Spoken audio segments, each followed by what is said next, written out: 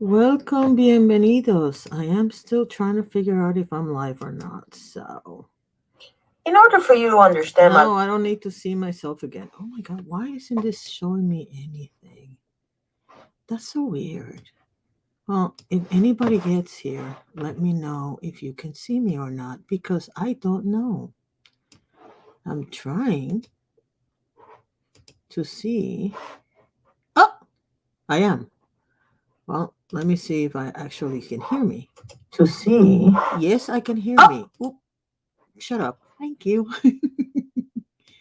All right, so let me share the link. Yes, you're not seeing me, my face. It's okay. Oh, I can't do that. Hi, what are you doing here? Hi, sweetie. How's your vacation?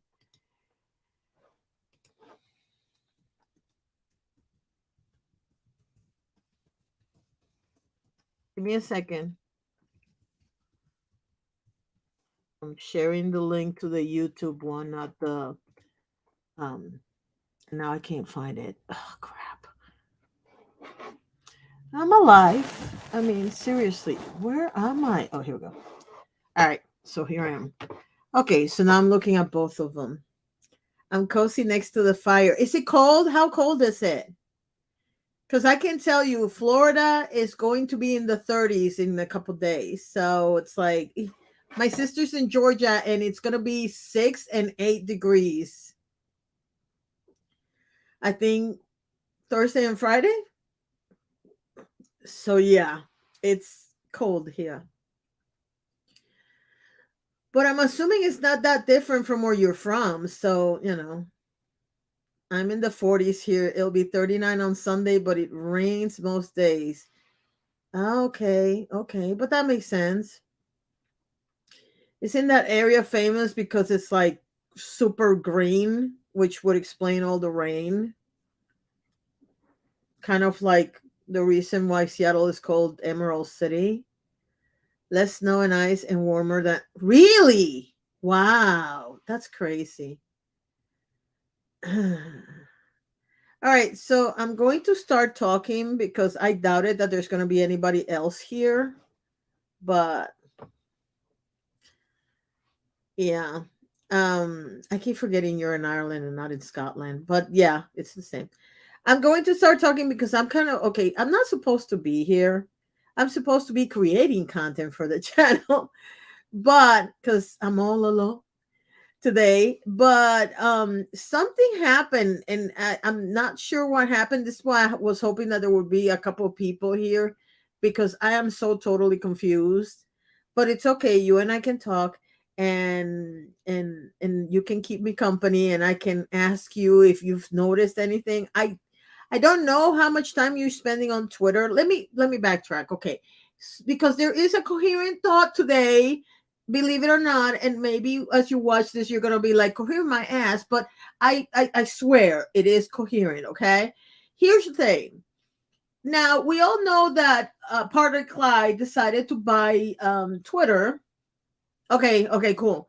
um Ever since Elon decided to buy Twitter, and by the way, if you all saw Peter Mont's video last night, he kept calling him Ellen, and it cracked me the hell up because every time I heard it, even though he said Ellen, I thought he was saying Ellen, and I'm like, why does he keep talking about Ellen? And then it hit me, oh, Ellen.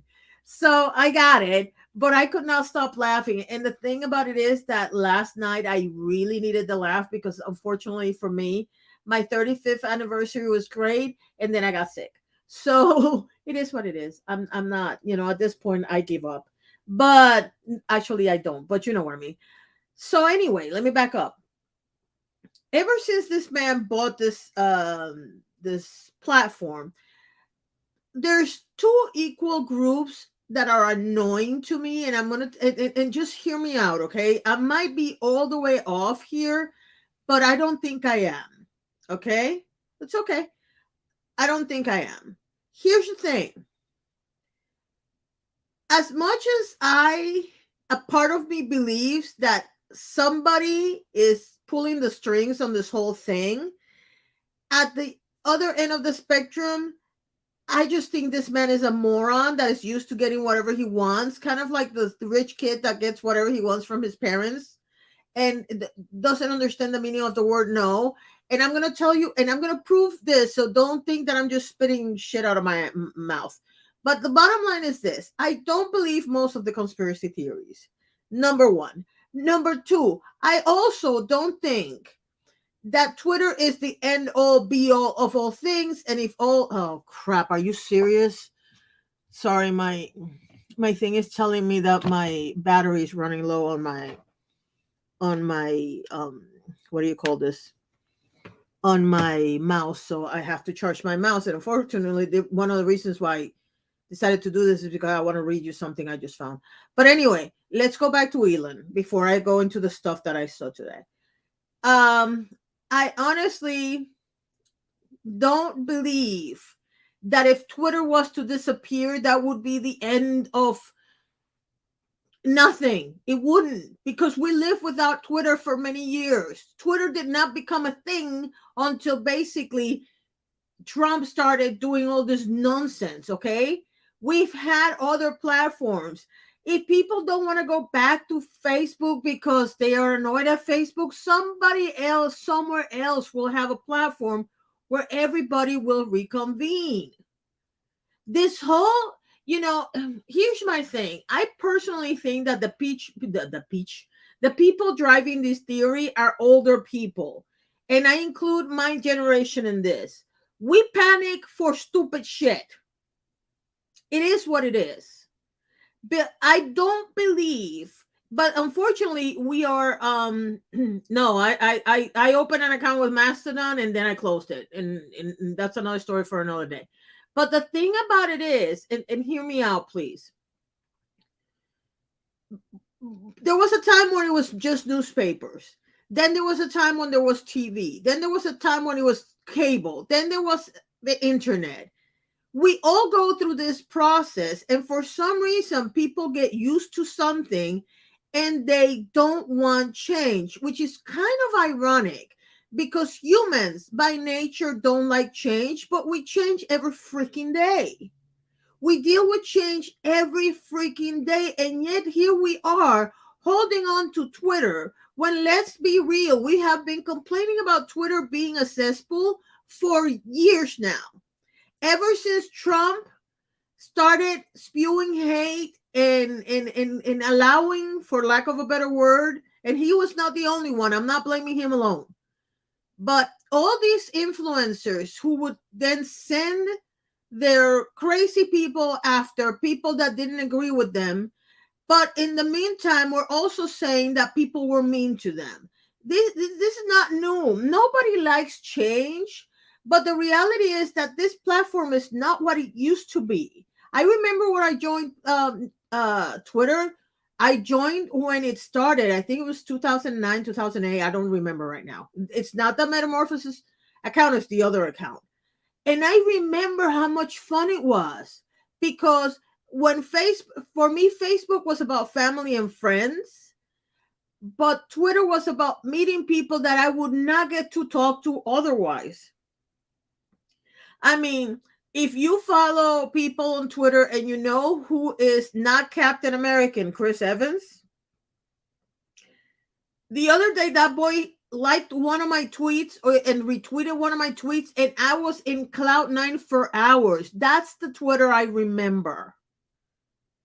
3 months ago, 2 months ago, I asked a question on Twitter. The video is not done because there were so many answers, and I'm just praying that they don't kill Twitter before I can get all the answers out, because I got over 1,000 answers. I have never had so many answers on anything that I posted. That was my viral moment. I'm never going to see that again because of all the changes that they're implementing now. I am damn sure not going to pay for Twitter. That's not happening.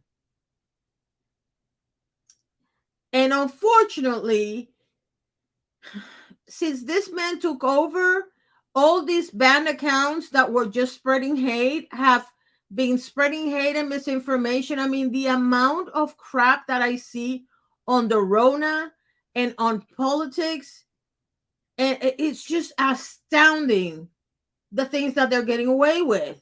I have a friend, a friend online, not a real friend, that her account was taken over by somebody that's trying to get money from her in order to return the account. And she keeps tweeting Twitter support. There is no Twitter support. I have had so many glitches lately. My vital moment has been a Rip Warner's video and me clarifying what people were seeing in a video of a shark. Hey, Glam. Hi, Molly. My computer picked today to be a brat. It's okay, sweetheart. But the thing about it is, here's the thing, and the reason Millie, the reason why I wanted to bring this up is because I'm going to talk about a few stories that are going on Twitter right now that are shocking to me, that I missed all of this, but I was celebrating my anniversary. So for those of you who don't know, yesterday was my 35th wedding anniversary, and I want to say something real quick before I keep talking about Elon. I understand that some people have gone through what I've been through in my life, and the marriage wouldn't have survived. Okay. I'm not going to get into specifics. It's nobody's business who stays married and who doesn't. But I want to make this very clear. You can wag your finger at me all day long and tell me my husband is bad or I'm bad or whatever you want to tell me. And that's not going to change the fact that we know each other very well. We've been together for 37 and a half years now. I have no intention of leaving this man because you think I should leave this man. He has no intention of leaving me because I'm a brat. Okay? Every marriage is different, and what worked for you and your circumstances is different from my circumstances and where we are at. We have had marriage counseling. I hear Peter Mon all the time talking about marriage counseling. Marriage counseling works. Now, I'm aware that some people cannot do that, but we were able to do that because what happened between us was not based on a man thinking he's more important than me. It happened for other reasons. That's what counseling is for, to figure those things out. Now, even and I would dare say, even in cases where you don't think marriage counseling is going to work, the reason why I say it will is because you might be able to divorce or split if you're not legally married. You might be able to split in a more logical way, especially if you have children. I will give it a shot. If nothing else, so that when you go to court, you can say, hey, I was willing to go to marriage counseling and he wasn't, or she wasn't. Okay. So just so we're clear. Now, going back to the Elon thing. Yes, she abandoned me for a month. Just to go back to the Elon thing. Let me be very clear about something. Peter yesterday made a video where he kept calling him, like I said, Elon instead of Elon, and I was losing it. Every time he said it, I started laughing. And he was like intimidated by how smart supposedly Elon Musk is. No smart person pays $44 billion for something that is valued at $8 billion. Okay. I understand if you don't want competition, offering 10 billion for it, because nobody is going to offer more than it's worth. Okay. But twat waffle, ma'am, speak properly. But here's the thing. God, I miss this shit. I know I haven't been here in a while, and I love live streaming, and that's coming back in January. But let me get some shit done before I can start live streaming again. But let me be very clear about something. I would put Peter Mon against Elon Musk in any competition where the brain is required, and I would bet on Peter 100%. Emma, 200%. There's no way in hell Elon Musk is smarter than Peter Mon. Sorry, not gonna happen. Yeah, Millie, when I heard that yesterday, I could not stop laughing. I was like, no, he's not. People have been let me tell you something, and I understand where Peter is coming from, because Peter's only 5 years younger than me. He's my generation, by the way. Here's the thing with people like Peter and me. It was drilled in our heads that people who have that much money are a lot smarter than we are. And I'm going to tell you exactly when I stopped believing that. I'm going to like it's going to feel like I'm moving off topic, but I'm not. Trust me. When I was 43, there was a girl, oh my God, Johnson. Her last name is Johnson. I can't remember her first name. And she had an event, and I went to the event. Okay.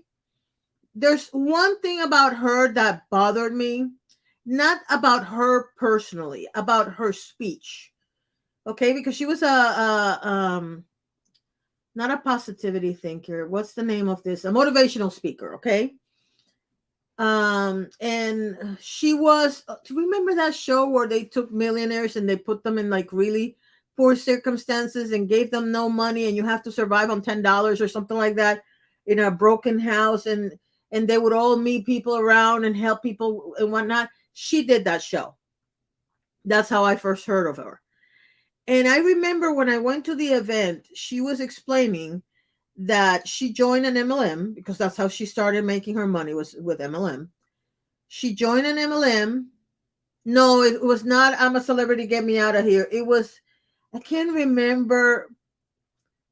It was like Hidden Millionaire or something like that. I can't remember the name of the show because of his parents. All his business deals have been horrible. I'm going to get into that in a second. So the thing about it is that I can't remember her name, and I have shit of her somewhere around here, and for some reason I can't see it, so I can't tell you her name. But the bottom line is that this girl kept explaining that when she started out in the MLM, and you have to remember that MLMs have this mentality, and this one of their favorite talking points, that you have to remain teachable. Now they stole that from 12 steps. I don't know if you know this, but 12 steps, that is their mantra. You have to remain teachable because it's the only way they're going to get you out of whatever vice you have and help you process. Okay. Well, the motivational speaking movement kidnapped that saying. And if you want, I'll do an entire video about how the motivational speakers have basically appropriated a lot of things. I'm not going to get into that now, but the bottom line is that um, under the guise of remain teachable,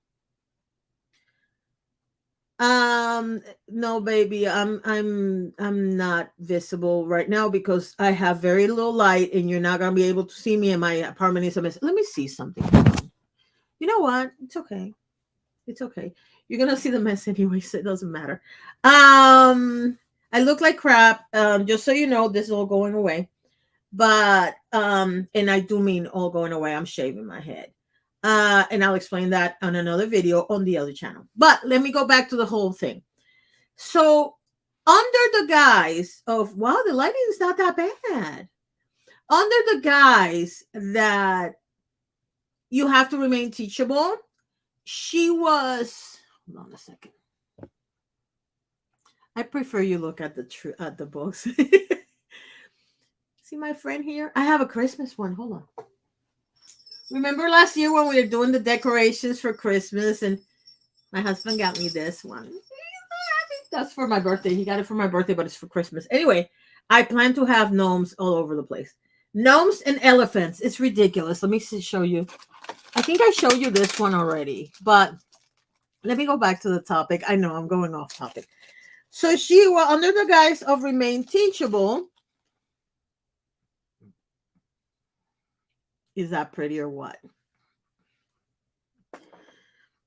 Under the guise of remain teachable, she was explaining that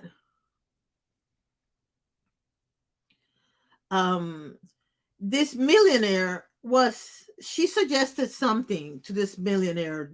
I guess he was big on the MLM chart, and he looked at her and he said, what do you have to add of value when you're broke? Because she was living in her car and whatnot. And she always remember that, because the reality is that unless you have the money to back it up, you're nothing. I have a big problem with that theory. Okay, I honestly do. I cannot believe that somebody would say that and get away with that. But the reality is that people from my generation were built to believe that.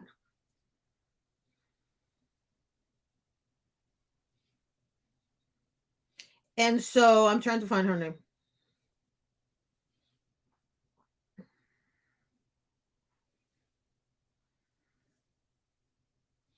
And so she went ahead and she built her entire empire. And let me tell you something. The thing about motivational speaking is that you get no, that's not her. That's not her. There's so many Johnsons that happen. Let me see if I write female.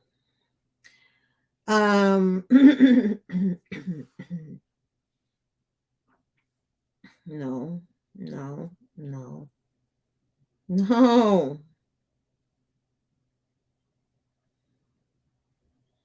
If I would remember the name of the show, then it would be a lot easier for me to find it. If I find her, I'm gonna post it on the community page so you know who I'm talking about. But the bottom line is that using that logic that having money is what basically tells you who's rich and who's not is, listen, I am aware. I'm not gonna tell you what it is, but I am aware that for all intents and purposes, I should be a millionaire right now if that logic was true. I'm not gonna get into the specifics, but I can tell you that it's my IQ is over 120, by a lot. Um, Now I don't know if I would be as high as I used to be because of the brain fog, but I do believe that the IQ test takes that into account, or whatever the hell. I don't remember. Anyway, bottom line is this. Not I'm not saying it to like, oh, I'm so smart. I'm not. What I'm saying is that I have in my life I have been able to see this in my life. Oh, thank you. I know a lot of very smart people that are dead broke, me included. One of the smartest person, and it's not because they're related to me, but one of the smartest persons I know in this planet is my daughter. My daughter will watch a show for 3 weeks in Japanese and speak Japanese without any issue. My daughter to this day speaks Chinese, and her friends that she met in school, she hasn't seen them since sixth grade.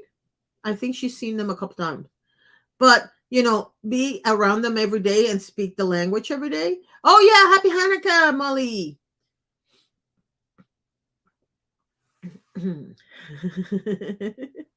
So the thing about it is that intelligence has nothing to do with your money. Now, does it take, and you have to take into consideration too that there's different types of intelligence. There's emotional intelligence, and there's all this other street smarts, book smarts, whatever you want to call it. The bottom line is that Elon Musk is very good at talking a good game. That's what he's good at. Most rich people's kids are. You want to know why? Because even though some rich people will give their kids everything, their kids still have to convince them that it's worth it. And so they get used to talking a good game, number one. Number two, they know that the rest of the planet is not going to be as easy as their parents. So they get very used to stop to like convincing people of doing whatever they want. It's true of Elon Musk. It's true of Donald Trump. And it's also true of, believe it or not, J.K. Rowling. I mean, J.K. Rowling can claim all she wants, but I did a lot of digging on J.K. Rowling, okay? Allegedly, the famous coffee house where she wrote the famous Harry Potter book, which she was worried that they were going to kick her out, blah, blah, blah, blah, was owned by her brother-in-law. So exactly how is your brother-in-law going to kick you out of the coffee house? Can you explain that to me? She's always broke, blah blah blah. But hello, her father was an engineer or an architect or something like that. They were not broke. Now he's retired now and he's broke. But she was, now, am I saying that she was an abused spouse? No. You know why? Because I don't know that. And I can tell you from personal experience that I have a lot of friends that had a lot of money and they would end up marrying an idiot that would beat the tar of them because they're not very good at choosing people. And that is true for any people or any person with money. They either are afraid of the entire world or they trust everybody. It's either or. At least that has been my experience.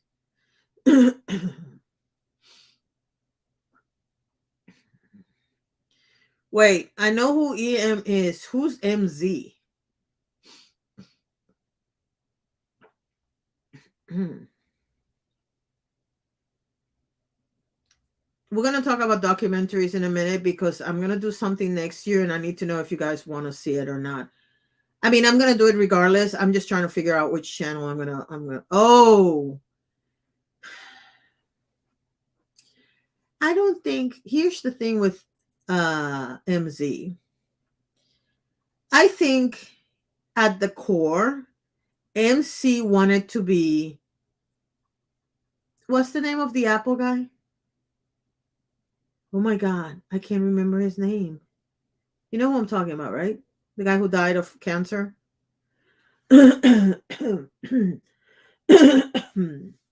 Excuse me. Steve Jobs, thank you. Ironically, I saw it on YouTube and StreamYard hasn't updated that part, so that's why I'm having a hard time. Anyway, bottom line, here's the thing. I think Mark Zuckerberg is very high in the autistic spectrum. And this is all theories out of my ass because I am not an expert on any of this. I'm basing this on personal experience with people that are autistic. The way the man behaves, he behaves like somebody that's either very high on the autistic spectrum or no, it is. That's the only thing I can think of. Because if you look at him, if you've ever seen him with his wife and his kid, it's like he's trying to be a normal human for his family, but we all mask. People who have mental illness and behavioral issues and whatnot, whatever you want to call them, we tend to mask a lot. I pretend to be happy all the time. They pretend to be human all the time. I think there's some very big difference between Mark and Elon. And the problem with Elon, I also think Elon has issues relating to humans, but I think it's because Elon is more of a narcissist, as where Mark, I think, is more of or the robot, I think Mark is more autistic than anything else. Let me put it to you this way: I do think that there is a certain level of I want to have it all on both of them. To me, Mark is very different from Elon, which makes him a little easier to help than Elon, ironically. Because so long as Mark, how do I explain this? I know the story of Mark and how he stole, supposedly, allegedly, Facebook from the people who created it and whatnot, okay? I'm not saying he didn't do it. What I'm saying is that the motivation between these two people is totally, hi Amy. I know the motivation between these two people is completely different, is what I'm trying to say. Which is why I think Mark still has a chance, Elon doesn't. Because Elon at the end of the day is super, super insecure.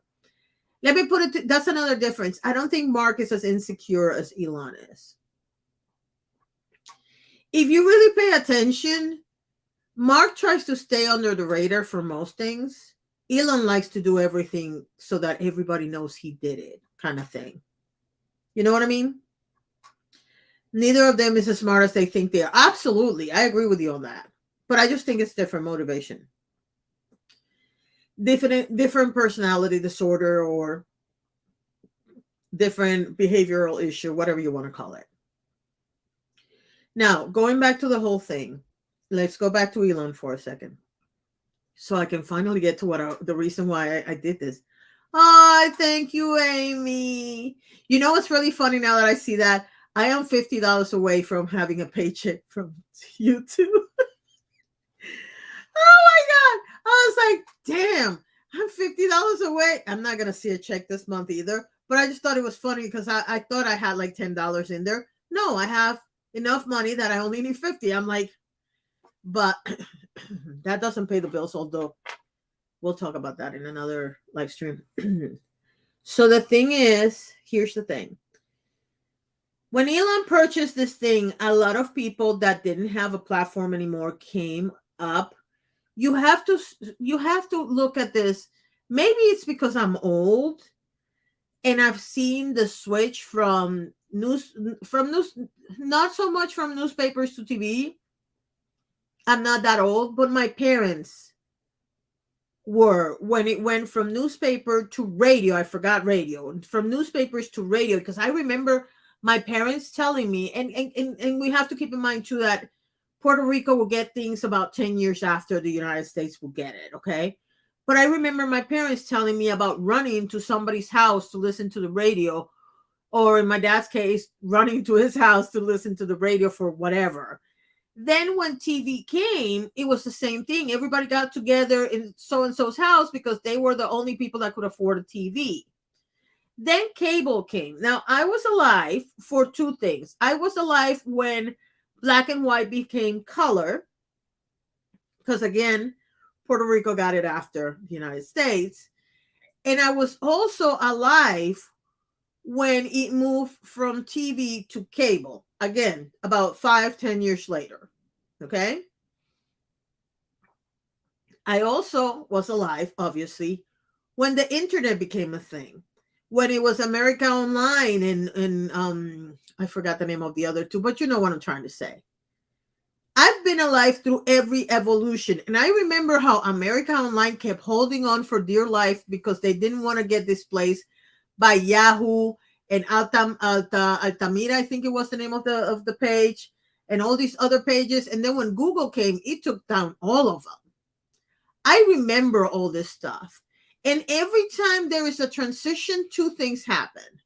People complain that we're getting too addicted to X, Y, or Z. And people complain that if we kill this, it's the end of civilization as we know it. And it hasn't been. It hasn't been.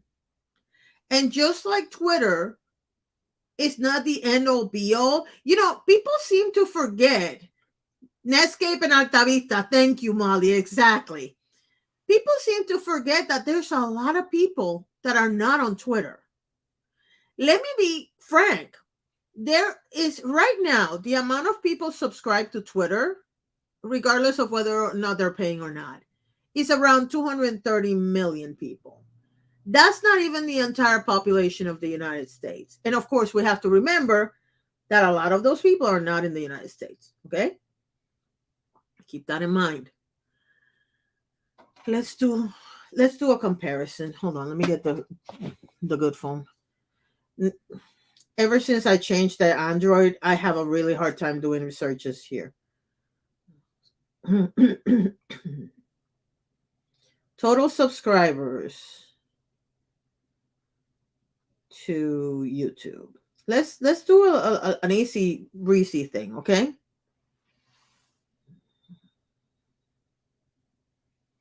This is not going to help me. 50 million subscribers in 2021. How many users does YouTube have in 2022? 2.6 billion. Oh, God. You're not going to be able to see it, I don't think. Oh, there you go. See it? 2.6 billion users.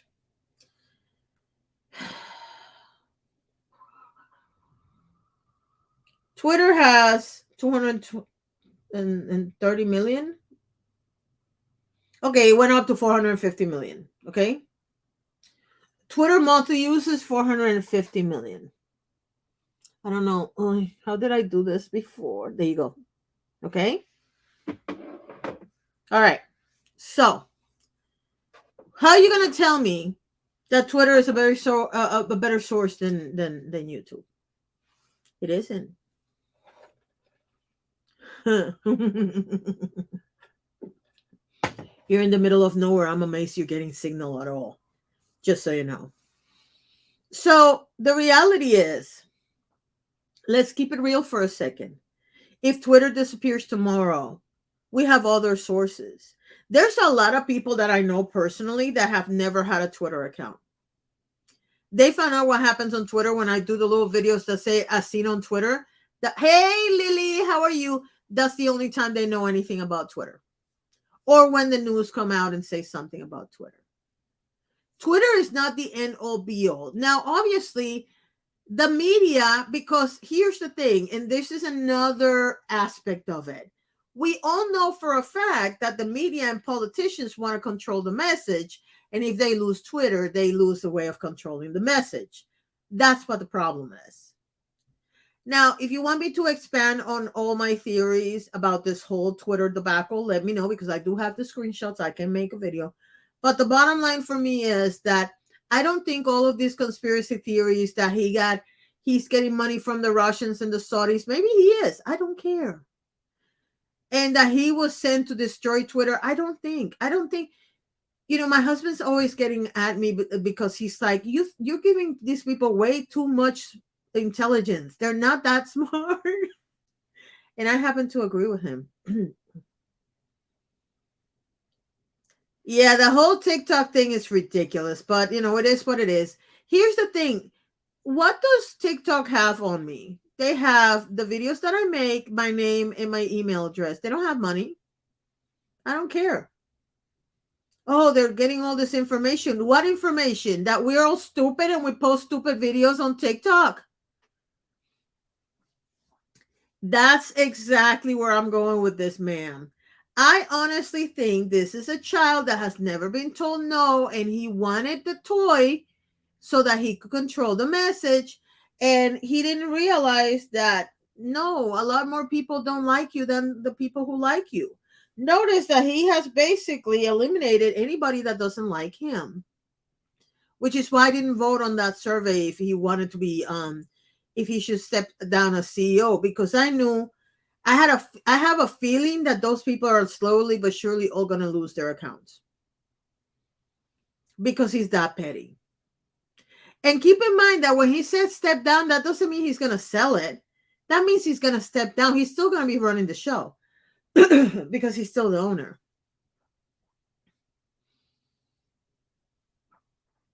Now, let me be very clear, and this is something that I told Molly that I was going to get there in a minute. Much like J.K. Rowling allegedly is not as poor as she's claimed to be during the writing of all this stuff, that some people accuse her of actually stealing from other writers. And yes, I own all the books that accused her of stealing, and I'm going to read all of them, and I'll tell you what I think, but that's on the other channel. That's coming later this year, because remember, I have mom-in-law's coming to visit, and I have to make this house presentable. Anyway, going back to the story. Elon Musk had his father help him. He's a self-made as Kylie Jenner or whoever the hell the Jenner was that claimed to be a self-made billionaire, okay? None of these people are self-made. And actually, the title of self-made, I think it's a misnomer, because nobody gets there alone. But that's another story for another day. The bottom line is, if Twitter goes away, we have other ways of getting information from all sources. The problem is that little by little, the media was able to get a hold of Twitter and drive the message. And so did politicians. And if they lose Twitter, then they lose that. That's all that's happening. In the same way I cry over stupid Republicans, I cry over stupid Democrats. They all are. Who cares? You voted. I told you people not to vote. The first thing I said was, is this a trap? I was not going to go and say, this is a trap, don't vote. But, I tried to warn you. Anyway, So the reason why I'm here, the real reason why I'm here, which is how many minutes am I in now? I can't see. Where's my counter? Oh, here we go. 40 minutes. Oh my god, I've been talking yapping for 40 minutes. Well, wait to come back, huh? So here's the thing. Um yeah, she said hola and then she went quiet. So here's the thing. Let's talk about the things that I've seen on social media in the last 24 hours. And let's start, since I already brought it up, let's start it with the voting. So he makes this poll, and I have a video on this poll because I just thought this was hilarious. Elon makes this poll where he says, should I step down as CEO of Twitter, right? He got 17 million votes, and 11 million said yes, step down, right? So then he started bitching about how, how he always does. Every time he's made a poll, he's lost. Okay, keep that in mind. So now this person says to him, well, if you're going to talk about policy changes, you should only consult the people with the blue check marks because they are the ones who have skin in the game. What, bitch? If it wasn't for people like me who have never had a blue check, you would be irrelevant.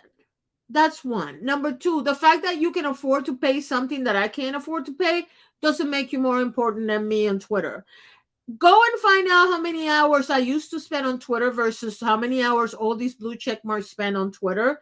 And you'll see that the people that have real skin in the game are the ones that are not paying for it. We're the ones building your freaking platform. Just saying.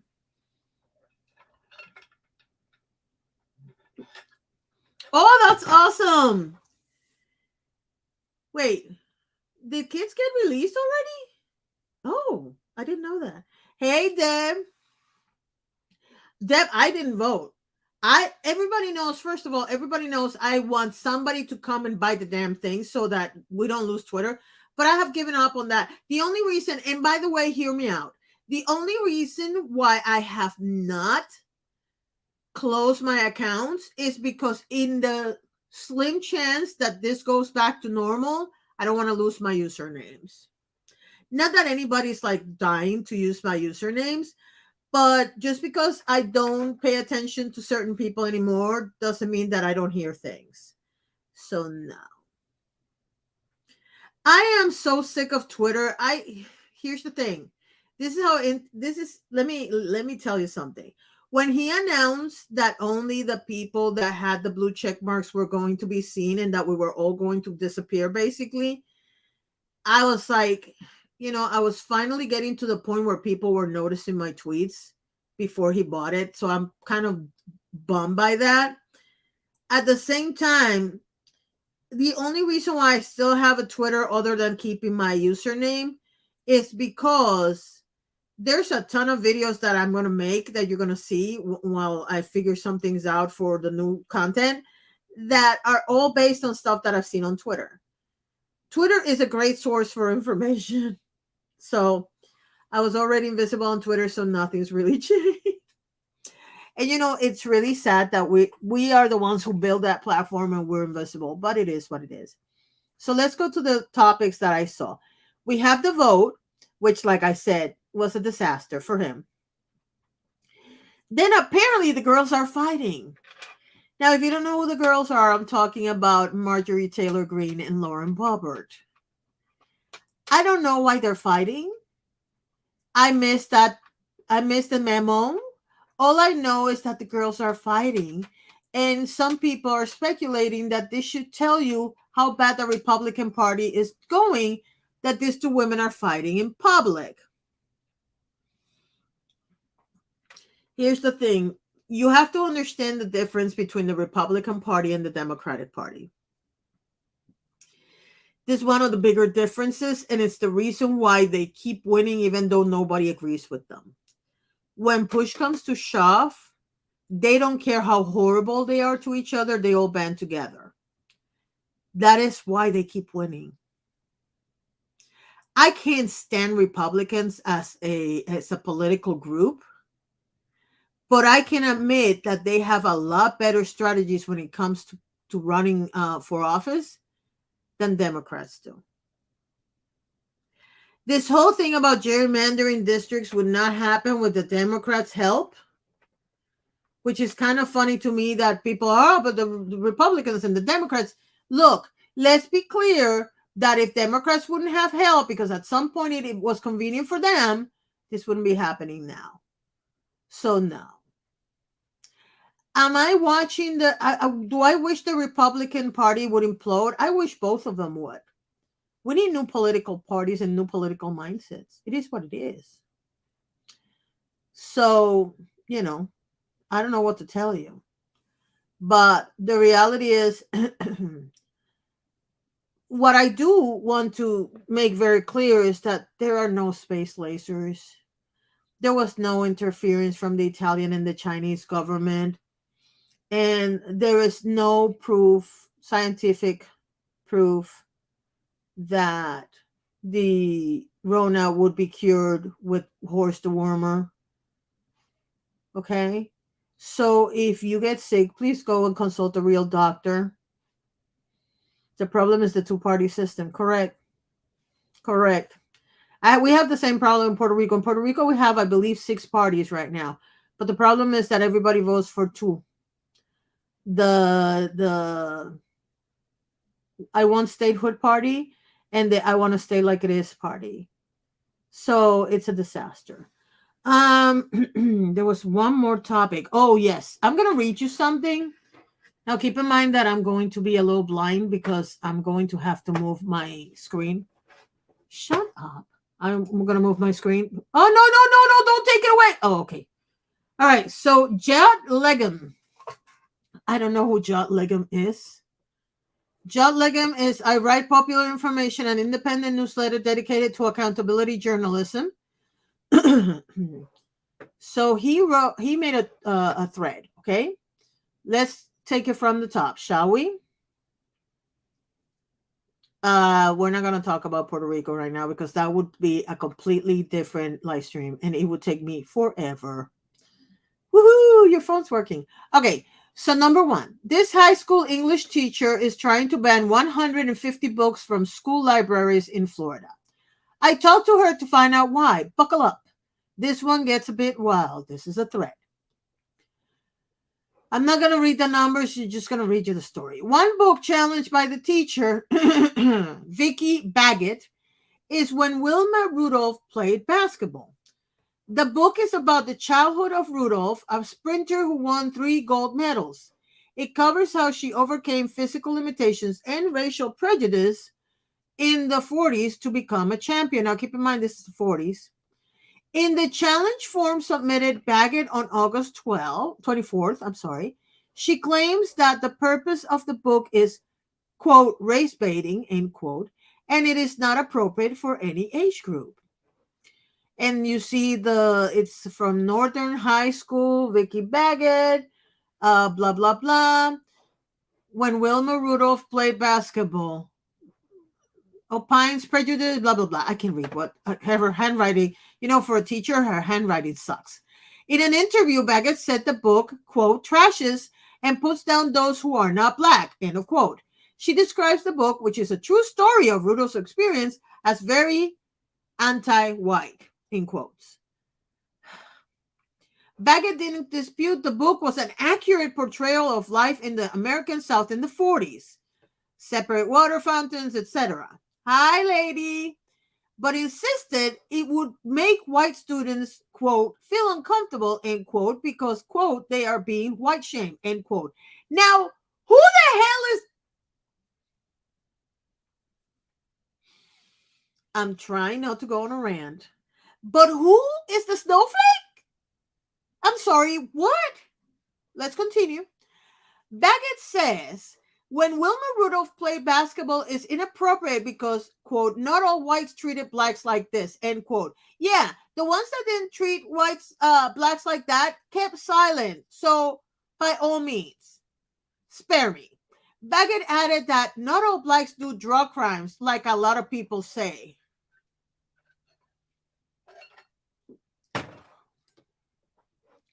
Baggett said she challenged the book because she believed it violated the DeSantis Stop Woke Act. By the way, the Stop Woke Act got taken down in court, but let's continue. The bill prohibits instructing students that they must feel guilt. Well, it hasn't finished, but it's in court right now. So if it's in court, you cannot work on an act that is not yet a thing because it's been challenged in court, is what I'm trying to say. The bill prohibits instructing students that they must feel guilt, anguish because of actions committed in the past by other members of the same race. So let's erase racism because it makes white people look bad. Pressed on whether her interpretation of the Stop Woke Act would allow any instruction about historical prejudice, Baggett suggested that the book might be appropriate for children starting in fourth grade. This directly contradicts what she wrote on the forum, which she said it was not appropriate for any age, by the way.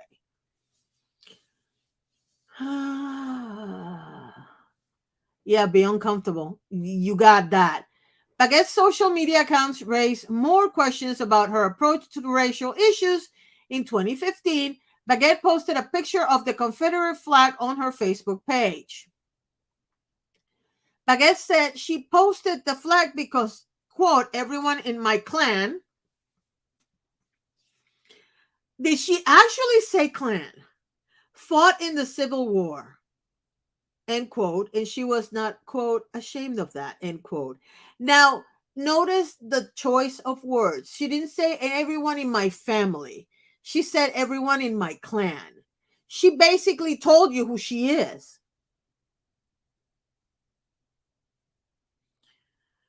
Maybe someone should take the baguette out of Baguette added that she was a member of the Daughters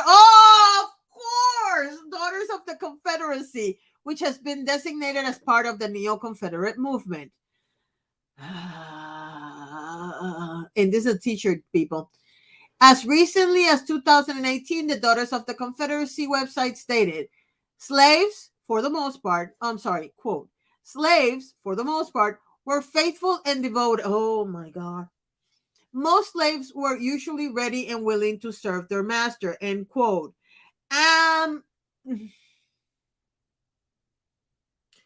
Baguette said she did not believe the photo of the Confederate flag she posted on Facebook could make her students uncomfortable. No, because she's thinking about the white students. Let me explain something to you, Miss Baguette. I'm Puerto Rican. I have to explain myself every time somebody calls me white passing because, number one, white passing is passive aggressive coming from any other marginalized group. And number two, you white people can't stand me because I look white. So no matter how you slice it, white passing is an insult to me. It's passive aggressive as fuck, and I don't like it. Every time I say to people I'm not white, I have to explain myself so that white people don't get offended because I have a right to my heritage, and you calling me white is eliminating my heritage, diminishing my, however you want to say it in this world, okay? Bottom line it, bitch. The goddamn Confederate flag is the most insulting thing I could see. You lost the damn war. You didn't win the war. You know why you didn't win the war? Because somewhere someone had a brain and decided that you people were not good. You all call yourself Christians and you're full of shit. You don't know what the Bible says. You don't know what the Bible means. And you don't understand that centuries have gone on since the Bible was written. And you also don't seem to understand that in 1500, a bunch of people decided what goes and what doesn't go in the Bible, meaning that there's a lot of books that were around at the same time that are not included in the Bible. You also don't seem to understand that you're supposed to be Christians, which means you're supposed to rely on the New Testament. Because if you're always going to rely on the Old Testament, then you're Jewish. You also don't seem to understand that it's impossible for Jesus to be Christian because the church, the Christian movement, was born because of his death. You all seem to think that he was white, blonde, and blue-eyed when he was born in the Middle freaking East. Should I go on? You are morons, absolute morons. And to have somebody like this teaching in American schools is an embarrassment of riches. But then you have to wonder, Stop it. It's like, I'm gonna calm down. She said her she said her students, quote, know me very well, end quote, and my best friend is a black her best friend is a black woman. Her best friend is an idiot if she really is a black woman. If her best friend is just a black woman that's keeping the enemies closer, then she's a very smart person. But if her best friend is a black woman and stands by her after what this woman is doing, your black friend is one of two things: a very bad representation of what a black American is, or completely deluded. She's still on the plantation. Just like whenever I see somebody that wants statehood for Puerto Rico, or some called independentista who says, I don't celebrate Santa Claus because that's the colonizer, but celebrates Three Kings Day, which came from Spain. We are still colonized, and some black people are still on the plantation. Let's keep it real. Okay. And if you think that's offensive because it's racist, then you're not paying attention to what I'm saying. And I don't have time to cuddle you either. Yes, I'm looking at you because I know you watch everything I do, even when you're not talking. Let's go back to the lady. The Escambria County School District is dealing with a flood of book challenges, and nearly all of them were filed by Baguette. Baguette is responsible for 148 of the 105th, I can't talk, 150 book challenges in Escambria this year. And then he gives the link to the place. Were you interested in this thread? Blah, blah, blah, blah, blah. I don't know if I follow him, but maybe I should. Hold on. No, I don't follow him. I'm very interested in seeing of what this ends. But the bottom line is, okay, hold on. The Florida legislature has already determined that the Bible is an appropriate instructional resource in public. I live in hell. Please get me out of here. Okay? Let me explain something to you all. I really need to get out of Florida. I can't stay in Florida for many reasons, but this is one of them. Now, keep in mind, if my daughter was ever to have a child, the child would be homeschooled. But we need to leave Florida, because I cannot believe that where the Constitution says separation of church and state, very clearly, the state of Florida thinks the Bible is an appropriate book. What?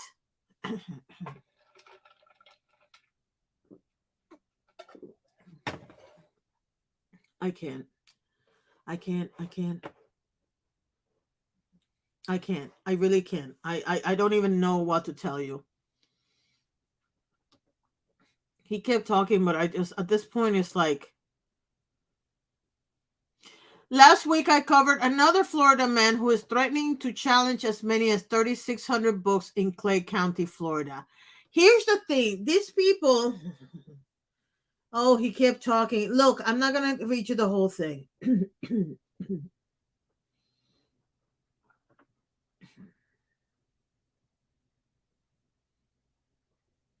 Hold on, because I'm reading the rest of it. She also, oh my God. In her form challenging the book. Let me go back. I am going to have to read more.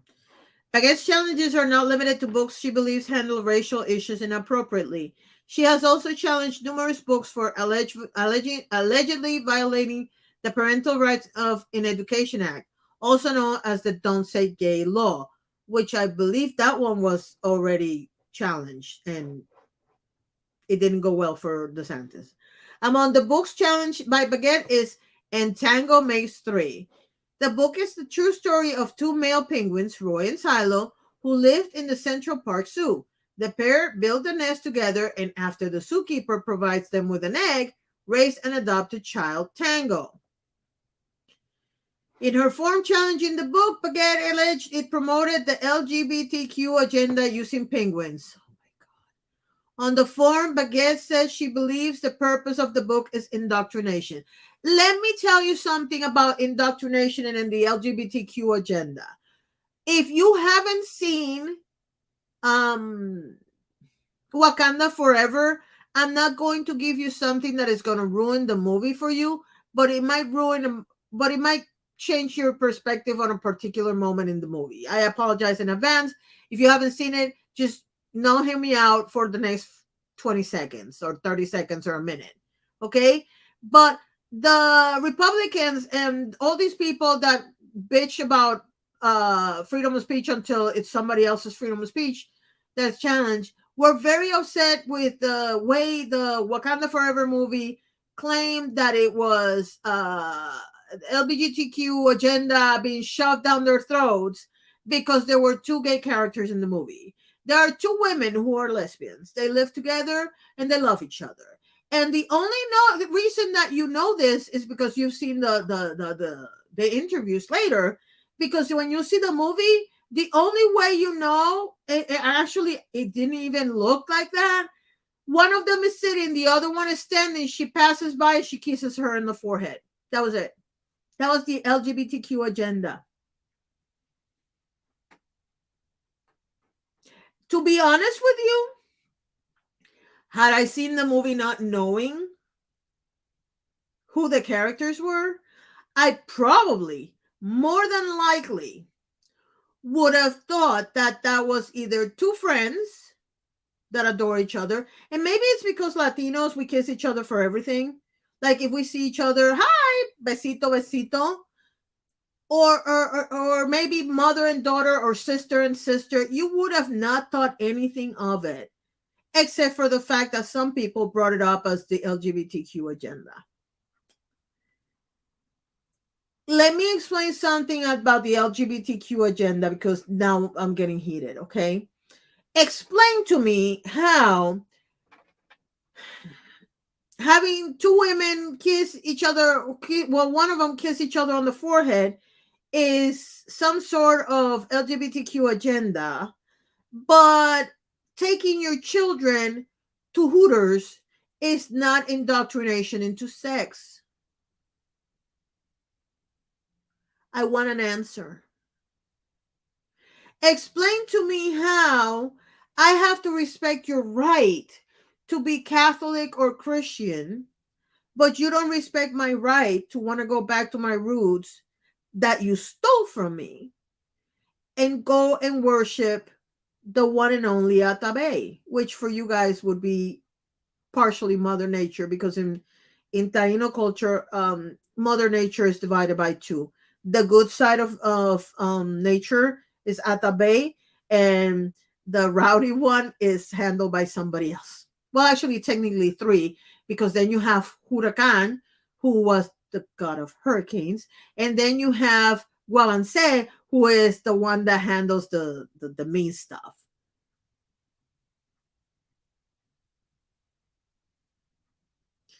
What? Wait. It's a reminder that there is a lot of work to do to make sure it doesn't happen. None of us want that. What? Sprays you with exorcism.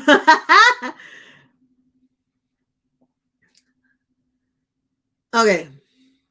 I think I'm done because I'm about to lose my voice and I have a couple videos I want to make. Oh, on this rant. I don't want to keep reading because this is getting me really, really heated. I'm probably going listen, I have this idea on my head, but unfortunately, I don't think I wrote this one down. So it's going to take me a while to remember it again so I can write the script, because that one's going to be written. But let's talk for a second about stuff. The one reason why I want Twitter to go down in flames is because I'm aware that I am a very curious person and that I get a lot of material from Twitter.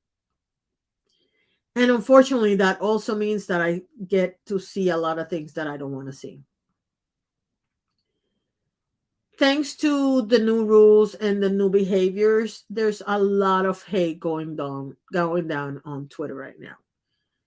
And I just survived 2-3 years of intense abuse from people that don't know me and will never know me and will never be my friends. But more importantly, and maybe you guys don't know enough about this to have an opinion or know what's going on.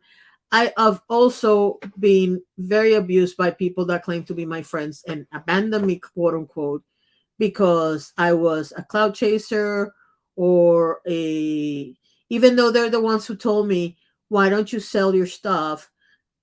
Oh, I'm a con because I'm selling my stuff. Or people who claim to be my friend because, of course, I didn't realize I was the token Latino friend. And they abandoned me because somebody told them, even though at times, I've been the only support some of these people have had.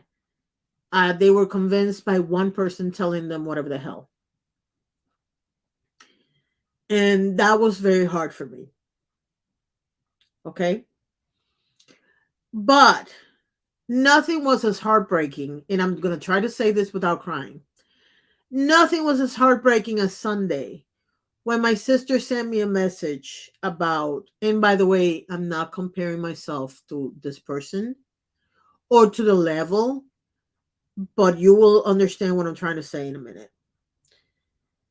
My sister sends me a message on Sunday and she says, you really have to see the Meghan and Harry documentary because it reminded me of what you went through with the bullying, with the cyberbullying and the death threats. Here's the thing. I have told my sister pretty much everything that's happened on social media. Hey, B, how are you, sweetie? I have told my sister pretty much everything that's happened on social media.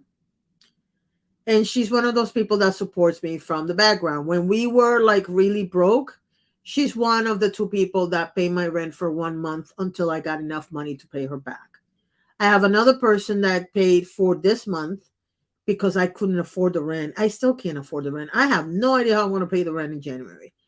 But I have spent the entire year getting no, no, no, and no, and more no's. So what we're working on now is for me to save enough money to register the business because every time we got a little money in our hands, we had to pay people that had helped us with the rent or whatever. Okay.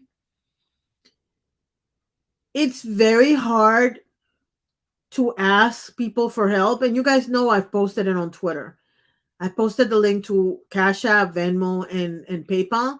First of all, it's very hard because I'm a very proud person and I hate saying I need help. Second of all, it's very hard because of what I went through 3 years ago. And when my sister told me this, ironically, the reason why I got upset was not because I finally figure out why I'm having such a hard time watching because I wanted to watch the documentary and for some reason I keep stalling. And it hit me when she sent me that message that that's the reason why I'm stalling is because it's going to be triggering as hell for me. But that's not the reason why it hurt. Okay. Okay. Okay. Okay. I didn't know that tomorrow was you. But here's the thing. The reason why it hurt is because my sister's the only one I have left.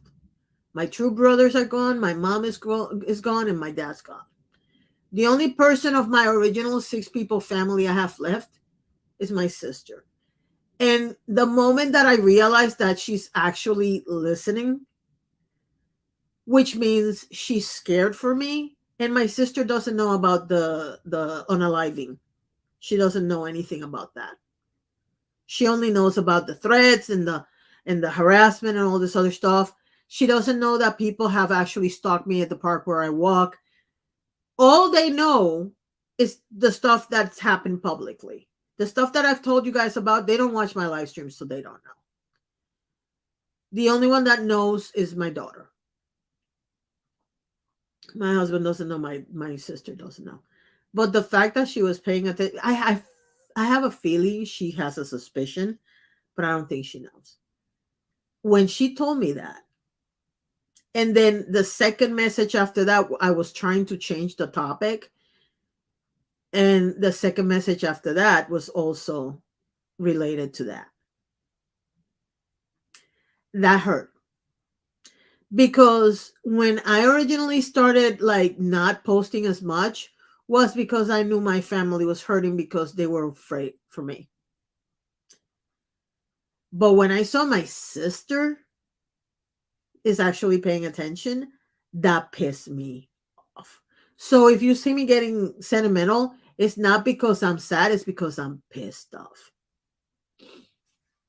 Yes, she is.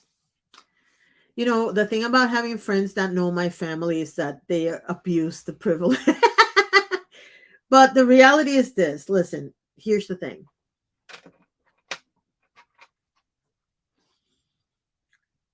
We don't know how much time we have left on earth. We don't.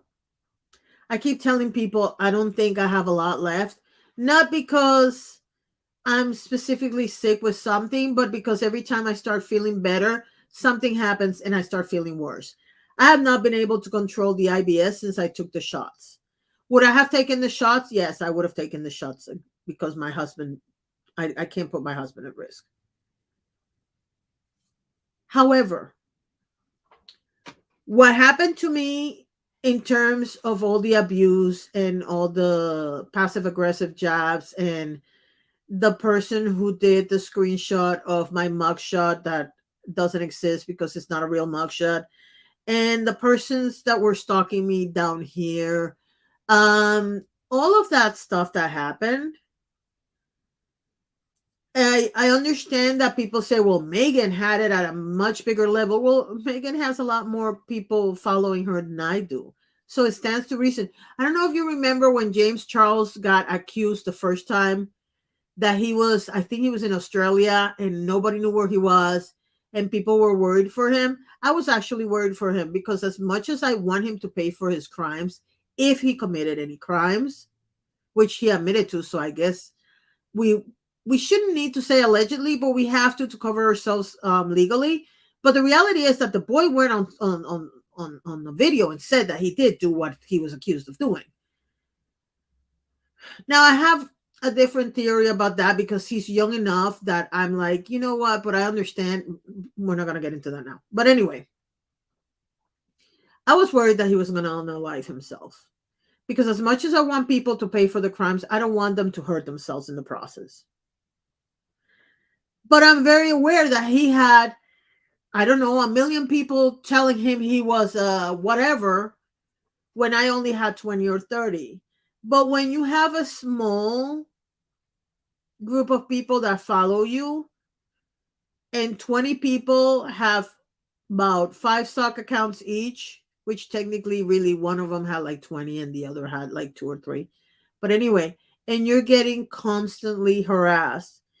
Whatever you do, whatever you say is like misinterpreted with all the intention of getting people to hate you. I don't care if you have 5 followers or 5 million followers, it is very detrimental to your mental health. I saw one clip of this documentary where she said that she would check the doors to see if they were locked, that she was worried about her safety and obviously Harry's safety. But then she said, are the kids safe? My daughter is 31 now. But to me, she's still my baby. My daughter, it cracks me up because whenever somebody so much as side eyes me, she gets mad at them. And it's always been one of those things that I'm like, why the hell are you so freaking? But of course, I'm the same way with my sister and with my husband and with her. So my daughter inherited that from me. And to a point from her father, because her father is also very overprotective. But the bottom line is that nobody comes after my family, and these people did. These people actually posted pictures that were on my Facebook, and my Facebook is private. There was a loophole to the privacy, and 2 pictures showed up that were them, and that's how they got a hold of those pictures. Okay. And then they were making fun of my husband's looks and my daughter's looks and whatnot. My daughter's gorgeous. You can ask anybody that's met her in person. My daughter's freaking gorgeous. She's a little chubby. So am I. So what? You don't have to be skinny to be pretty. My husband, I didn't marry him for his looks. I married him for his butt that disappeared when he went into the military. So that was misleading advertising. I married him because he has green eyes and I love his eyes. And I married him because he is, except for a couple of situations, he is the most amazing person you can meet. He's very smart. Perfect example of somebody that's incredibly smart and not wealthy at all. My husband is a brilliant man. We used to say that we wanted him to teach history, but because you have to have a degree to teach history, he would never be able to teach history. But I can guarantee you that if my daughter ever has a child and we homeschool, he's teaching her history. Because the way my husband explains, especially American history, it's amazing. I don't know where people get off saying, oh my God, now she's comparing herself to Meghan Markle. I'm not. I'm saying is that Meghan and Harry did this series because they wanted people to know the truth.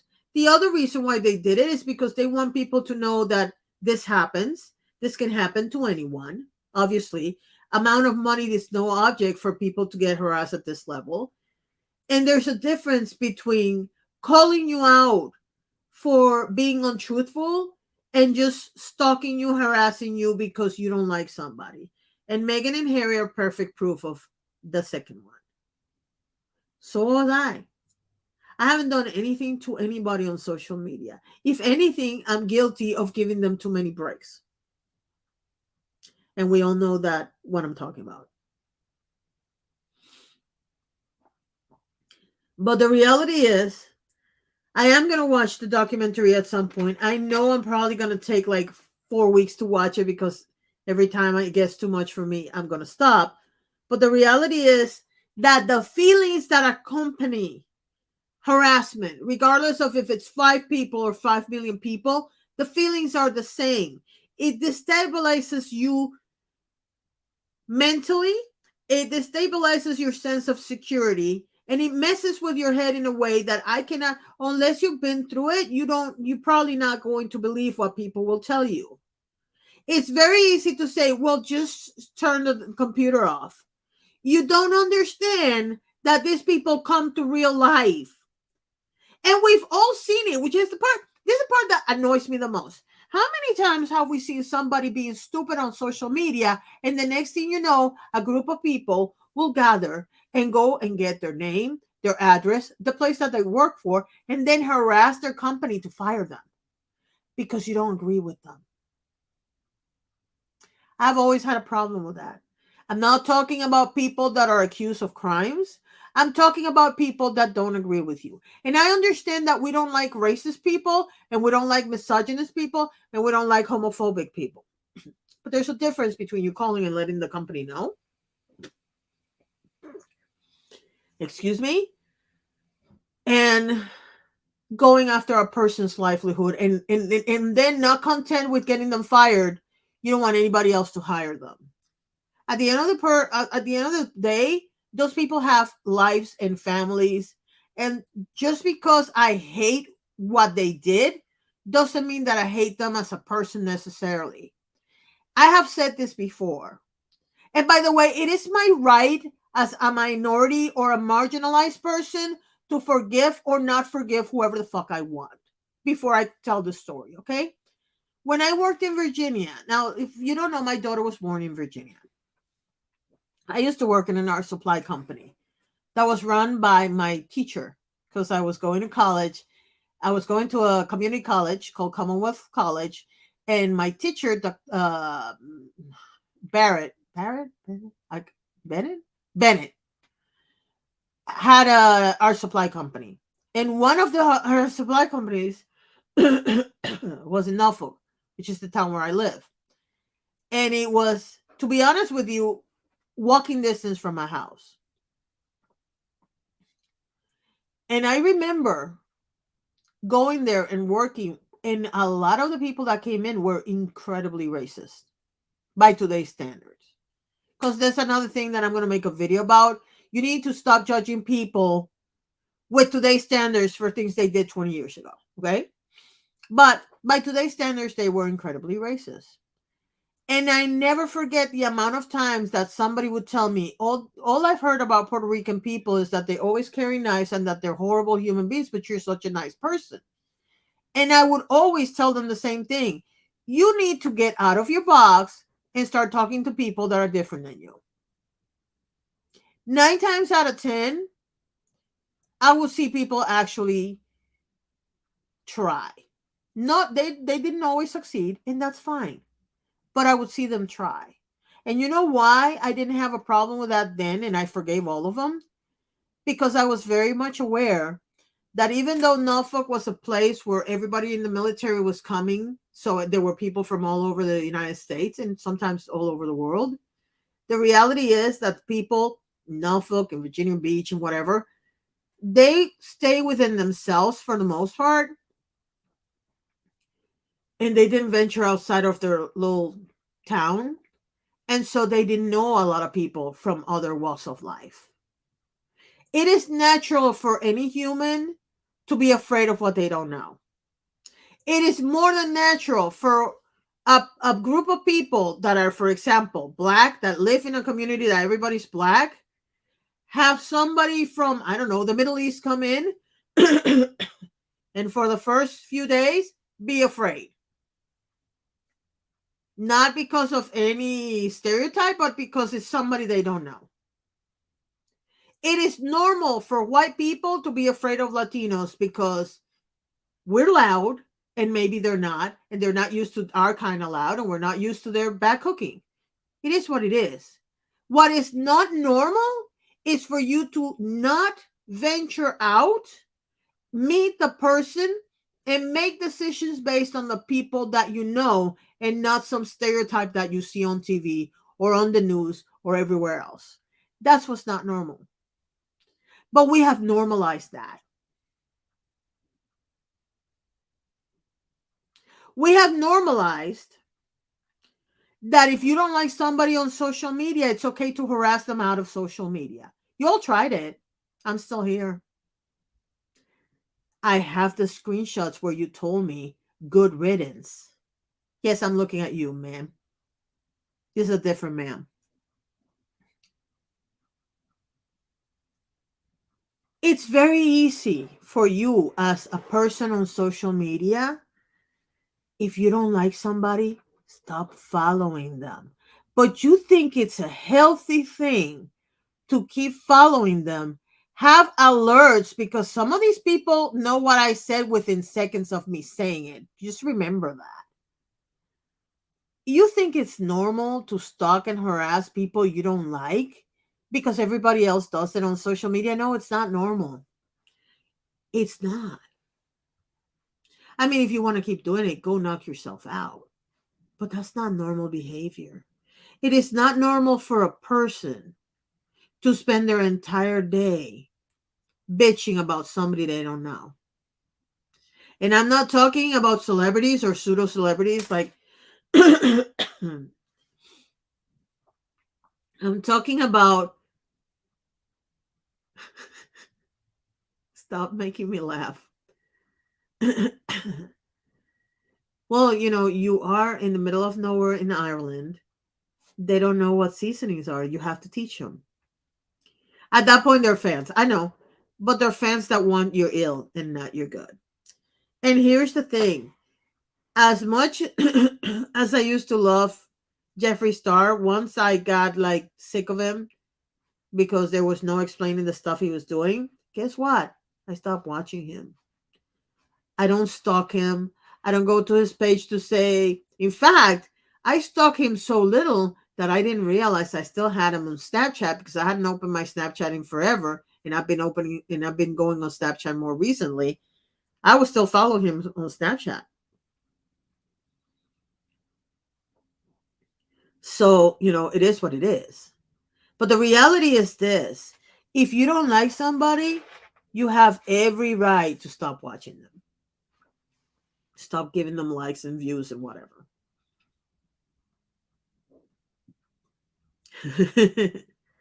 You should. Give you another example, but by the same token, I say one thing, I will say another. Don't ask somebody that's getting harassed to just lock their social media. It reminds me of something that happens. Oh my God. Yeah, I've been talking for an hour and a half, and I can tell. It reminds me of something that we practice in Puerto Rico. Now, for those of you who have never lived in Puerto Rico, let me give you a 5 second primer. We all live behind bars. If you want to feel secure in Puerto Rico, you have bars in your house. You live in gated communities where there's a guard in the front door or there's a security system in the front door. Most neighborhoods have cameras on the streets. And when you get to your house, there's gates in your house in the front door. And some people even include a gate in the hallway towards the bedrooms in case you actually manage to penetrate the front gates. You don't penetrate the bedrooms when people are sleeping. Yes, we have bars and windows and doors. We have normalized that behavior in Puerto Rico.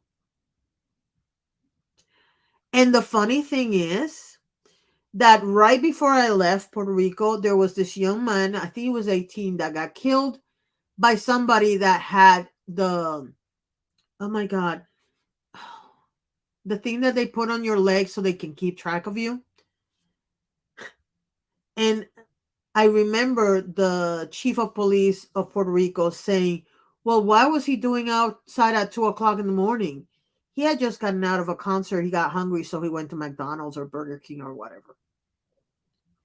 Explain to me why it's okay for the bad guys to be outside at 2 o'clock in the morning, but the good, decent human beings have to be locked up behind bars. In what planet or in what brain that makes sense? An ankle monitor, thank you. The guy that killed him had an ankle monitor because he was on parole or whatever. And this guy had a gun, which is illegal when you're a convict, and went and shot the kid dead because the kid side-eyed him or gave him lip when they were ordering food. That's the only reason. That's what the kid did. And he shot him dead. Now, let's translate that to social media. The people that are normal human beings, because I'm not going to say I'm all good or all bad. I have bad opinions. I have bad takes on stuff. I don't care. But it always cracks me up that for some reason, the person that is constantly harassing me and bullying me, making fake screenshots of fake mugshots, um, having people stalk me in town, um, put me to the point where when I went to Washington, D.C., I kept looking behind my back thinking that somebody was going to come because I actually made the mistake of telling you guys that I was going to Washington, D.C. Why is it okay for those people to do that, but I cannot have an opinion that you disagree with?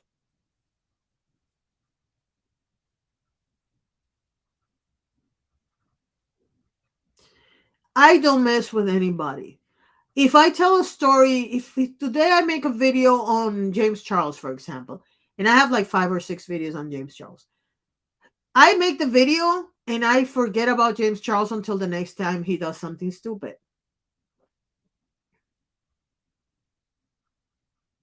I don't spend my entire life looking at what he does. If I get wind that he did something stupid, I might make a video about it. I might not.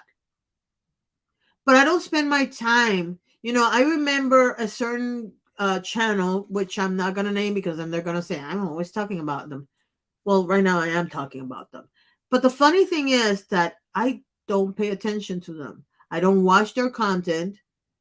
If they get in trouble for saying something stupid, I might actually watch to see what they say. But I'm not paying attention to them. Well, these people accuse me of stalking their every word and blah, blah, blah. I don't watch you. I don't care. See, here's the difference between some people that accuse me of stuff and me is I don't spend 24 hours a day on social media, contrary to popular belief. To give you a perfect example right now, before I got here, I got home because now I'm alone for 8 hours a day, thank God. I went and I did the dishes. I took the dishes out of the machine and I did the dishes and I made myself something to eat. And that's when I came in and saw the Marjorie Taylor Greene Boebert fight and this tweet thread that I just read, you guys. And when I turn this off, I do have videos to make. I don't know if I'm going to make them or not because I have spent an hour and a half here now. But I have a bedroom that I have to clear up because my mother-in-law is coming to town and I would like to be able to show her the whole apartment, not just the public areas. I have my husband already did the bathroom, but I still have laundry that I have to do, so I'm going to do that. When I'm doing all that stuff, I'm either on YouTube watching videos or listening to music to entertain me while I clean, or I have like 400 courses I have to take for different things, or I'm looking for work from home things. I used to spend a lot of time on social media. Usually when I was waiting for a doctor to take care of me or for a doctor to take care of my mom. But I don't live in social media like you do. I have a life. And it never ceases to amaze me that the people that complain the most about me are always saying, like, I have a great life. How do you have time to make 20 videos about me if you have such a great life? Because I'm not the one person, I'm not the only person you're stalking.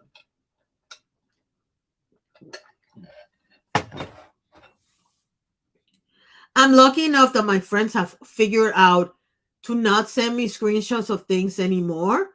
That doesn't mean that I don't accidentally find out. Thanks to Elon, I've had to reblock people that I had blocked. So I know when they're talking about me. Not my fault. Because y'all are doing a great job of not sending me shit.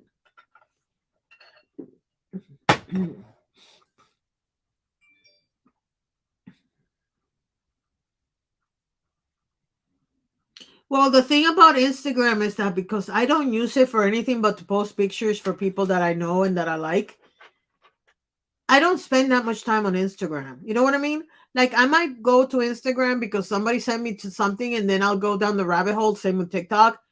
But I have both of those platforms curated to the point where I only see positive stuff.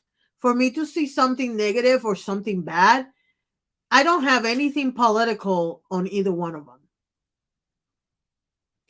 I don't follow politicians. I don't follow TV stations. I don't follow media for the most part. So on those platforms, I have a very good experience. But I can understand what you're saying about being freeing. I can absolutely understand it. But you have to understand where I'm coming from. You do gaming, so you're different, okay? Keep that in mind too. What you concentrate to is on makeup and gaming. So your experience is completely different from mine. But I have a complete strategy that I have to implement in the next 2 months because obviously nobody wants to hire me. I have to make this work. It's not like I want to make this work. I have to make this work somehow. If not for me to make money, it's for me to prove to other people that I can do it so that they will trust me with their social media. So be that as it may, I cannot let go of all the platforms, but I can curate my platforms so that they don't show me crap, if that makes sense. Like if you go to my Aviddiva page, like if I let you in on my For You page, you will see a lot of art and a lot of different things. The Metamorphosis Rocks is the messy one because I have all the political stuff and all that other stuff there. That one is the cesspool. Every once in a while, something will get by on the Aviddiva page. But when I go to Instagram, none of that happens. I rarely, the only drama channel that I have that I follow on Instagram. Okay, no, that's not true. There's two. Code Deb, I follow on Instagram, and I follow Peter Munn. And Peter Munn rarely talks about drama on his Instagram. He might ask questions for content for other videos, but when he posts pictures of himself and Alex and his friends and that kind of thing. He doesn't really post a lot of drama. So my experience on Instagram and TikTok is very different from my experience on Twitter. Do I hope that it goes down in flames? I don't know. Because I am aware that there's a lot of people that have no life unless they're on Twitter. whether I like them or not. And the bottom line is that as much as I make fun of people for living on Twitter, I understand some people have no other way of dealing with humans than going on social media.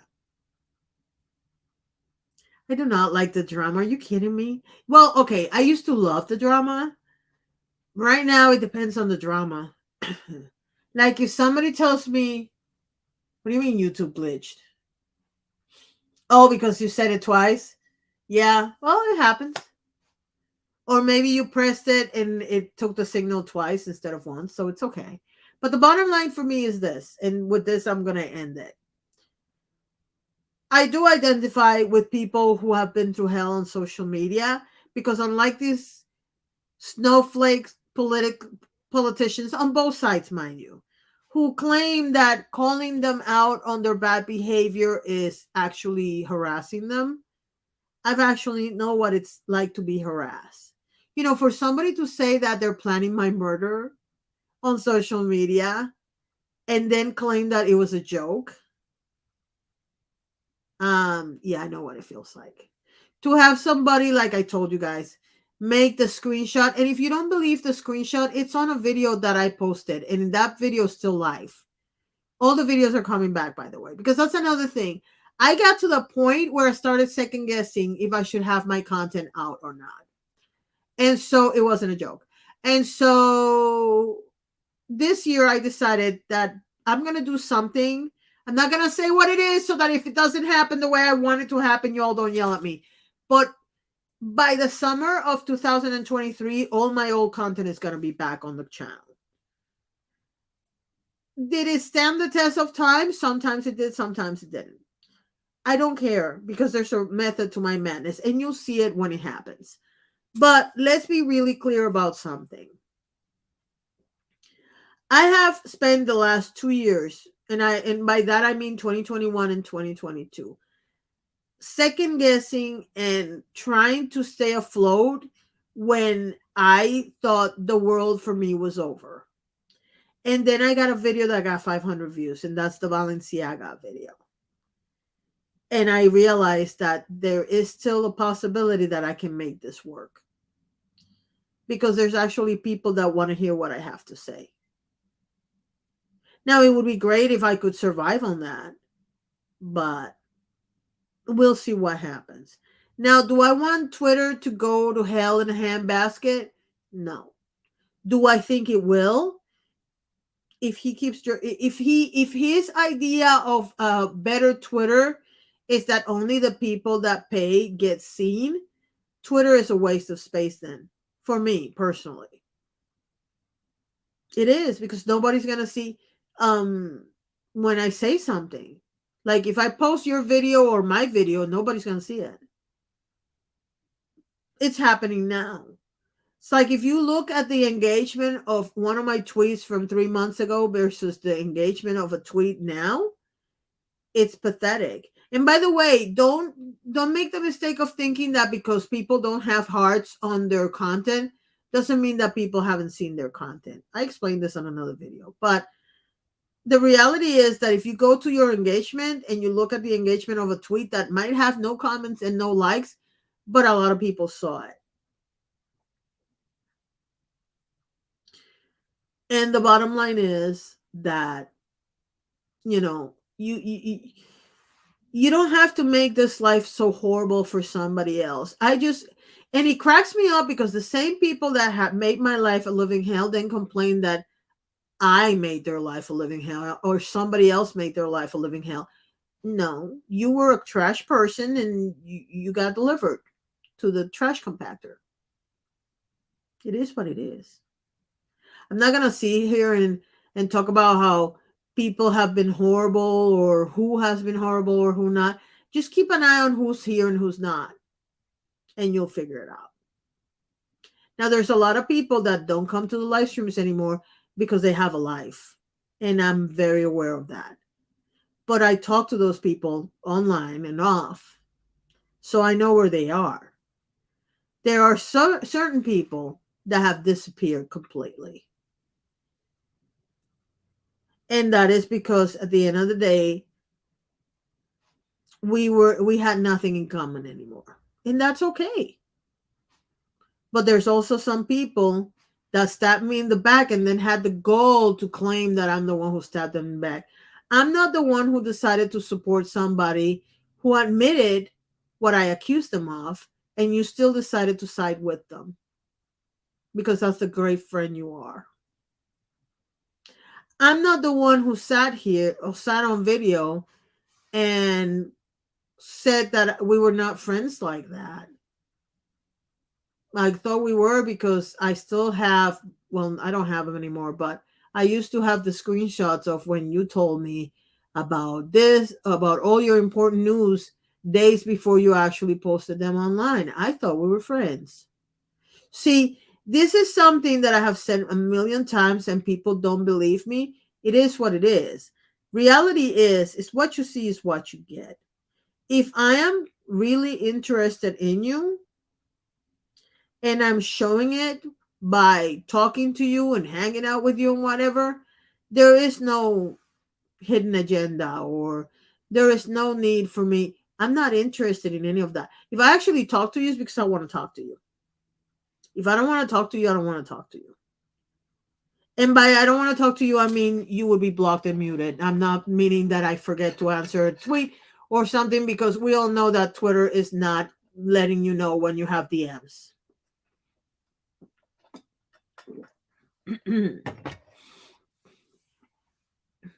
Okay. Well, the address is on the About Me page, though. Is it? I think it is. Let me look it up. But I do believe that if you go to my About Me page, my address is there. It's 4300 West Lake Mary Boulevard, number 375, Lake Mary, Florida, 32746. Yeah, that's the public address. Everybody has that one.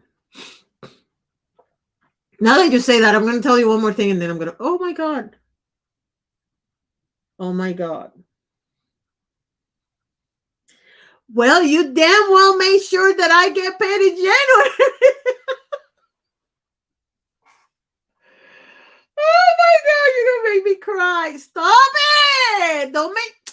Oh my God, ma'am. Well, now I know I can pay the Apple card in January. By the way, before you all start on me, yes, I'm broke. Yes, I still have money on my credit cards, but there's two credit cards that I mention a lot. They are for business expenses. They're not like for fun.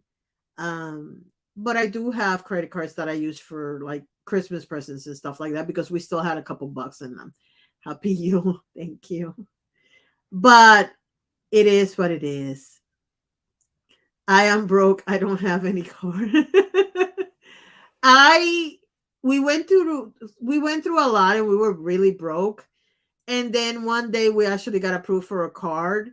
And I have a couple of cards. Like I just paid the Ulta card because it owed $14. But I don't, there's only three cards that I use all the time: the Capital One, the Olo, and the Apple card.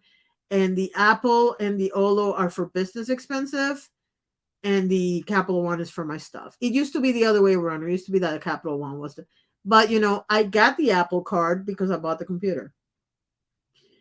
And once I bought the computer, which is the same computer I'm using to talk to you right now, it made sense to keep that card for business expenses, if you know what I mean. Now, I'm going to go shave my head now. And you'll think I'm playing. If the next time you see me on the live stream, you see me with a wig, you know what happened? I forgot to tell you, Mayo wants 26,000 for removing my. What? Wait, what? No. Can't they do like a payment plan or something? That's ridiculous. That's a lot of money. Yeah, I have to shave my head. Now, let me make the comments because I just realized that I did say that in the beginning. It's okay, babe. All right, so I don't know if you can see it. Okay. I don't know if you can see it like this, but I have very thin hair. It didn't used to be that way. However, the bigger issue is that because I have purple hair right now. I don't know if you can see it, but this is purple.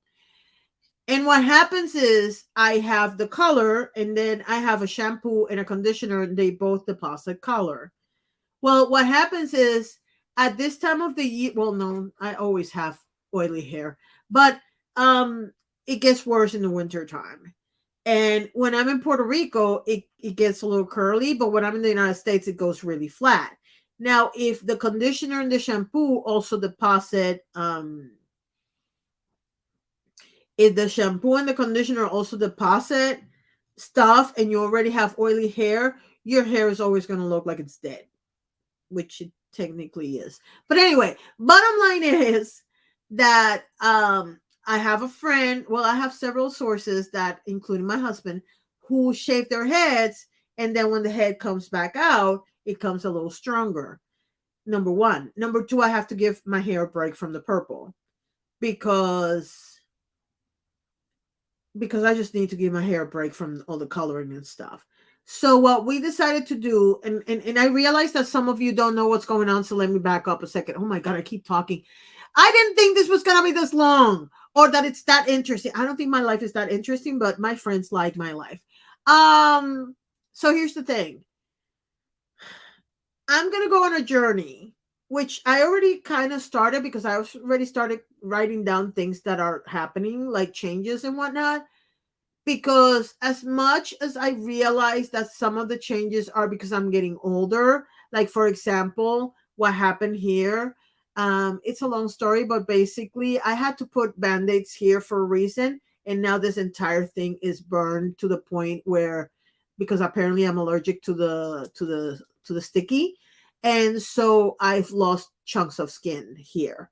So it's been a nightmare. But thankfully that's beginning to get better. But going back to the point, there are a lot of things that are happening because of what I'm eating. I am trying to take control of my IBS again. I fully believe that I can do this. I don't know why, but I fully believe I can take control of my health again. So what I'm going to do is I'm going to go on a journey. That journey is going to be documented on the Aviddiva channel.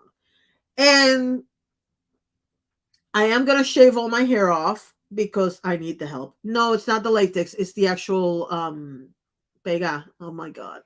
I can't remember the words. See, I'm having problems with the words because I haven't slept. But I'm allergic to the adhesive, the glue. Thank you, the glue from the, and so I took a chunk of my skin off.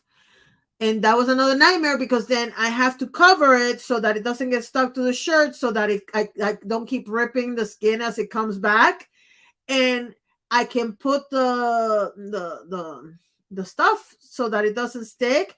But then how am I going to keep it there? Well, it turns out that the only way I could keep it there is if I had a bra on.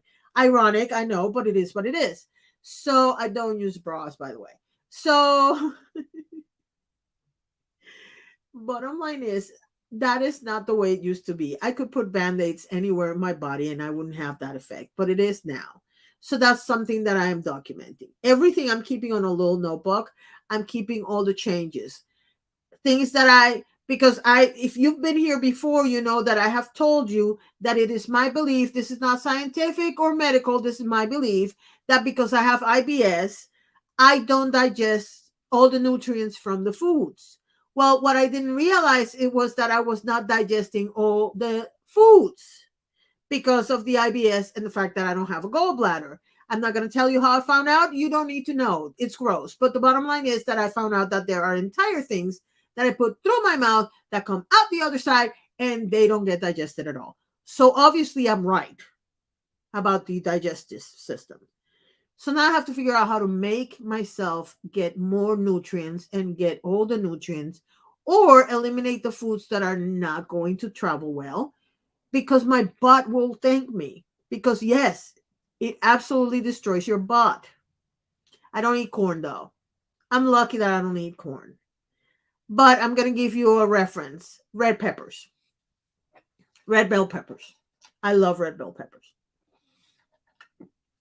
Now, I have a solution for that one because red bell peppers are really good for juicing. So I might get the nutrients that way. But the bottom line is that I'm not going to document all of this because I think it would help one person. If I help one person, I'll be happy. Jewish digestive system or not, I refuse to give up cheese. Oh, I'm not giving up cheese either, babe. But there's a lot of things that I'm going to change on my nutrition because I'm testing what works and what works. FODMAP did not work for me. FODMAP does not work for me. Half of the stuff that they take out in FODMAP are stuff that doesn't affect me at all. The bottom line is I want to get control of my nutrition and of my health in general. And I am going to document that journey. It's not going to be every day on the channel, but it's going to be, that's one of the things that I'm going to do both in English and in Spanish. And you'll see how it works when I actually start posting those videos. But part of the process, I realized I don't have time for my hair, number one. Number two, I don't have time to fight with my hair and the color and all this other stuff. And I have 9 wigs. I can wear the wigs. I can also wear all my head things and it'll be fun until it grows. That's not my problem, Molly. Learn. It'll be a great thing for you to learn Spanish while you're listening to me. So yeah, I took his milk away. Now he has almond milk like me. Um, I don't drink milk either. I put milk on my macaroni and cheese and stuff like that, but I don't drink enough milk that it would affect me, which is very ironic because milk was the first thing that screwed me up when I was a baby. So yeah. But as far as the color, I am going to and by the way, just so you all know, if I have this much hair by next winter, I am going to color it. It's not that I'm not going to color it, it's that I'm going to give it a break. The plan is that for the next 6 months I'm not going to touch my hair in terms of chemicals. Now, I use natural shampoos, but I'm also going to use this thing that my daughter does with rosemary to see if I can grow more hair because I'm losing a lot. You can tell. I mean, actually, I'm not that bad. And the worst part about this whole thing is Gerard Cosmetics has a new thing that is for growing your hair, and it got lost in the move, and I can't find it. That really pisses me off because I really wanted to try that. And I had even said, I'm going to wait until I move. So, and I brought it myself. I had it in a box myself. I can't find it. But that happens to some of my makeup too. There's some things that are going to happen, some things are not going to happen. I'm not going to tell you any of them because that way I don't look stupid if the things that I want to happen don't happen. But what I can tell you is if you look, hold on, I don't think I can move the computer that much. Okay, no, I can. This is my desk, and I have, come here. No, it's not gonna happen without me like knocking it. This is my mood light. This is my lamp. And then I have another lamp on the back. And that lamp has its own ring light and it's set up for me to record what I'm doing where I'm on the desk. That's something that's going to happen. I am going to learn art. I'm going to start using art books like if I had never done art, and I'm going to use those to teach myself art, I guess. So, yeah, that's some of the stuff that's going to happen on the other channel. But the most important thing is that I need to control my meditation, my yoga, my exercise practices, everything so that I can see if I can improve my health. And if I can tackle that successfully, then I might take and whatever I film and turn it into a little mini doc and just release it 6 months later. I want to have like, I want to be able to have like an idea of how bad it is right now versus how it is 6 months from now and see if there's any change. So, yeah. You know what my husband is doing, which I don't know if you guys know, but almond milk has a lot of bullshit in it. My husband's doing his own almond milk. It's not that hard to do, and it's great for you. So, I don't know. I don't care because I don't drink coffee. I don't drink half of the stuff they do. but I am not giving up cheese. I don't care what anybody says. So anyway, I'm gonna go now because I've been yapping for 2 hours, so we can start working on. Yes, ma'am. Just so you all know, no, I'm not announcing anything. Just so you all know, I am on IG under Metamorphosis Rocks and Aviddiva. I have two accounts. Aviddiva is more of a personal family thing, and a Metamorphosis Rocks is the really like jumping thing. All of that's going to change next year, and I realize that, but it is what it is. I'm going to go now and finish doing my laundry and hopefully make one video before I have to have people in my house again. I don't know if they're expecting me to cook dinner, but I don't think I am. So if you all want to see me one more time live before the year is over, just send me a message and I'll consider it. I want to thank the people that are here right now. I want to thank them for being here. Y'all know how much I do love live streaming. I absolutely love it. And sometimes I feel like I want to go back to it, and today was one of those days. Um just it is what it is. Life. I miss you all very much, so I'm glad you all were here. I'm missing a couple of people like MJ that didn't get the because she's always telling me, "Make let me know when you're going live," and I post it on Twitter, and then I forget to send her a message, and for that I apologize because I remembered now, and I'm going now. But I want to thank the people that did show up, because I realize you're not going to stay here with me for 2 hours. But I want to thank you all for reminding me how much I love doing this because I do. And I don't know, maybe I'll come back some other day. Do y'all want to do the Christmas thing? Well, I don't know.